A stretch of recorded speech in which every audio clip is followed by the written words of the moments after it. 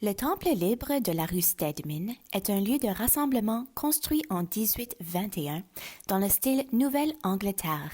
Il s'agit du premier et du plus ancien édifice public existant bâti à Moncton.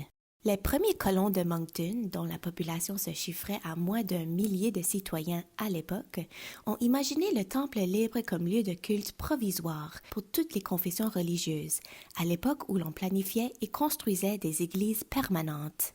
Des groupes religieux y ont élu domicile et certains y sont restés jusqu'à 57 ans. Presque toutes les religions présentes au fil des années à Moncton ont d'abord pratiqué dans le Temple libre. Les confessions religieuses ont occupé communément le Temple libre depuis sa construction en 1821, jusqu'à ce qu'il cesse d'avoir une vocation strictement religieuse en 1963.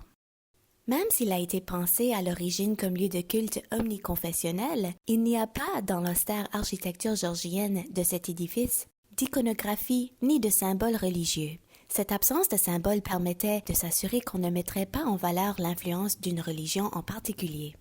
La recherche nous apprend que Shepherd Johnson Frost, éminent architecte de la Nouvelle-Angleterre installé au Nouveau-Brunswick en 1817, a pu intervenir dans la planification, voire la construction du Temple libre.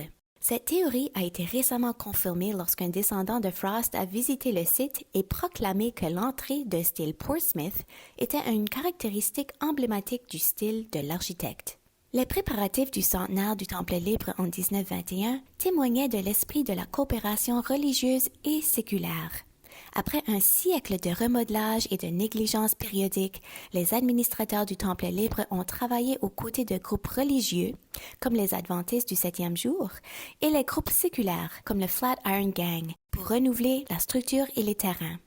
Le temple est devenu le premier édifice de Moncton à se doter de plaques commémoratives pendant les festivités du centenaire.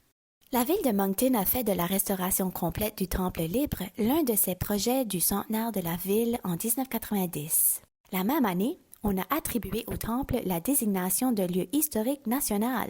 En 1996, le temple s'est vu attribuer la désignation de bien patrimonial dans le cadre de l'arrêté sur la conservation du patrimoine de la ville de Moncton.